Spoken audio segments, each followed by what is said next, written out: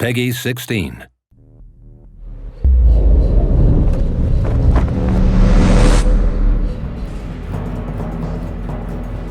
Our Dracula is very different to the Draculas that we've seen before in other forms of literature or in movies and things like that. He's not a kind of quintessential evil guy. It's a tale about someone that doing good ends up being evil. It's not black and white, it's very much shades of grey. We showed the journey of Gabriel in the first game, from light to darkness, and in this game we go from dark to very, very dark, and it's a much more crueler tale, a much darker tale. And I think that following a character that you can identify with is really important. So we wanted to have a guy that people really saw, really felt for him, they understood how he got to that place. And so I think in many ways our Dracula is more human than previous incarnations of Dracula. Dracula's motivations are to end his immortal life. That's the main thing that's driving him in the game. He's been alive for a long time. He's tired of living. He wants to end this and to move on. Don't misunderstand me. He's an evil guy. He embraced evil for real, and you're going to see that in the game. I think Dracula is quite a scheming character and a very intelligent, predatory animal, if you like, and he's looking to settle some scores. We specifically designed Dracula as a character that people could identify with. Our early designs of Dracula were much more kind of a very powerful character, but we wanted to give a top throwback to how he looked in the original game. So when making a game, you need to be careful about designing characters, especially main characters, especially Dracula. You have to think that it's the first time in Castlevania history that you play with Dracula. Also with Dracula having new weapons and new abilities, we wanted to give him a much kind of more athletic way of moving. His animations changed quite a lot. We wanted to make him look cool. His hair is longer. He's more refined, if you like, more sophisticated. In Castlevania, Dracula's been always a bad guy that appears for a few moments and goes woo, and that's it.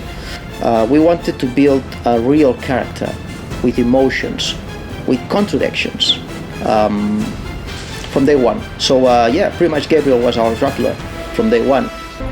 Did they tell you that blood would fight against blood for all eternity? We'd already done a lot of the work already with the motion capture actor, so there was kind of like a guide, if you like, to go to. And I think that what Robert's brought to the role is he's made Dracula really dangerous, and you can sense the evil, you can sense the kind of predatory nature of the character that wasn't there before, and I think it really comes across. And that's something he was very certain that he wanted to do on the voiceover section, because we kind of wanted him to imitate what the other actor had done. And he was like, no, Gabriel wouldn't do that. He wouldn't be like that. He would be much more like this. And as soon as we heard his performance, we realised that actually he was right, that this was the way to do it. I am no longer Gabriel, woman. I am the dragon, Dracula. I am the Prince of Darkness. I think my favourite Dracula in cinema is probably Gary Oldman's portrayal of Dracula in the Francis Ford Coppola film. He changes quite a lot between, a real person with emotions. He loves, Winona Ryder's character, and the love between them is quite, very powerful. But also, he's kind of this nasty, he's this monster, and we see that really clearly. And I really think his portrayal was probably the best Dracula I've ever seen. I also loved the previous one, especially Nosferatu, the old, very, very old movie.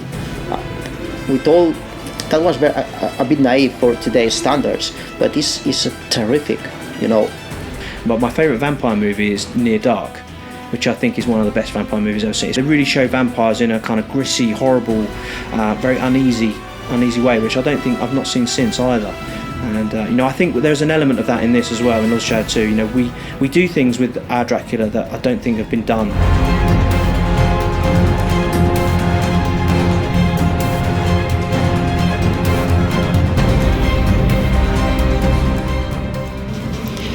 So I hope that's given you a deeper insight into our Dracula from Castlevania Lords of Shadow 2. If there's anything else you'd like to know, please send in your questions to the Twitter account address displayed on the screen, and I will answer them on behalf of Dave in a response video coming up soon.